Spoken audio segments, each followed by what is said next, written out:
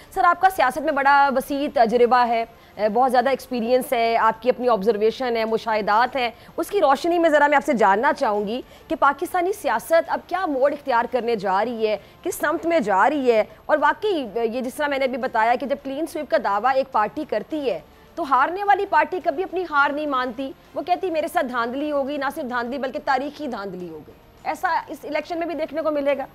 बिस्मिल्लाहिर्रहमानिर्रहीम। सियासत का जो इस वक्त मैदान पाकिस्तान में लगा हुआ है, ये वो रवायती सियासत है जो पाकिस्तान में हुआ करती थी और जो हो रही है। और इसके अंदर मेरी तो खैर अपना कोशिश होती है कि हर स्टेटमेंट को फेस वैल्यू पे लिया जाए, उसी बेस पे उसको एनालाइज किया जाए। आज जो कुछ हम देख रहे हैं वो ये देख रहे हैं कि इस वक्त जो सियासत मुल्क में हो रही है वो मफादात की सियासत है, वो कायदीन की सियासत है। एक एलिमेंट उसमें मिसिंग है और वो पब्लिक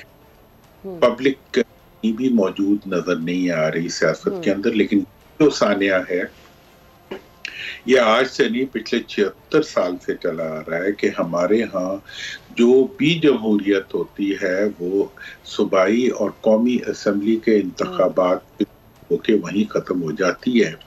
लेकिन मैंने दुनिया के अंदर कोई बुरी से बुरी जमहूरियत भी ऐसी नहीं देखी जिसमें लोकल गवर्नमेंट का निजाम ना हो।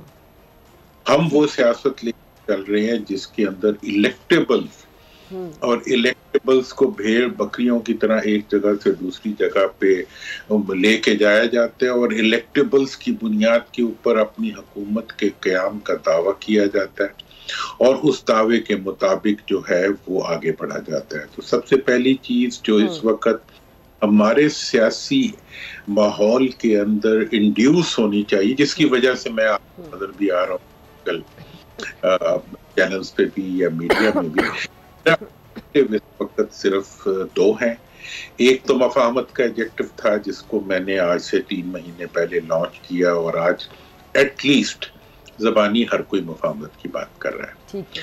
दूसरा मेरा जो एजेंडा था वो ये था कि जी national unity government, elected national unity government ही पाकिस्तान में इस वक्त हमारे कर सकती है और पार्टीज के दरमियान जो इस वक्त टकराव की कैफियत है उसको कम करने में एक रोल प्ले कर सकती है। और जो सियासतदानों की सियासी तरजीहात हैं जो कि उनके ज़ाती मफादात की तरजीहात बल्कि उनके ख़ानदानी मफादात की तरजीहात, अभी आप देख रहे हैं कि कितना अगली सीन नजर आ रहा है कि लगता है कि पूरा सियासी सीन जो है वो बच्चों के लिए है और बच्चों के लिए लड़ रहा है।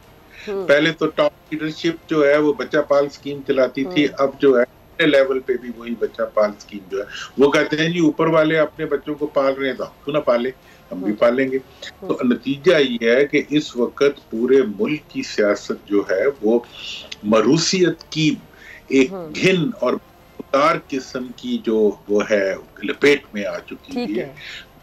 दूसरी तरफ जो अगला सीन है उसमें यह है कि जी हम लोकल बॉडीज हमें नजर नहीं आ रही हैं और अवाम कहीं नजर नहीं आ रहे। लोगों को खरीदना और लोगों को 10-10, 5-5 करोड़ रुपए के इलेक्शंस को जीतना जो है वही इस वक्त बन चुकी है और ये हमारा हल नहीं। ठीक है। अच्छा, जैसे आपने ये मरूसी सियासत की बात की, ये इंट्रा पार्टी जो इंतखाबात हुए थे अभी पाकिस्तान तहरीक इंसाफ के दुरानी साहब, उस पर बड़ी बहस हुई, सबका जिसमें पॉइंट ऑफ व्यू है वो भी आपके सामने है। तो तमाम जमातों के इंट्रा पार्टी इलेक्शन होते हैं तो जो सरबराही या जो आपकी सदारत होती है वो एक ख़ानदान के गिर्द घूमती रहती है, उस पर आप क्या कहेंगे?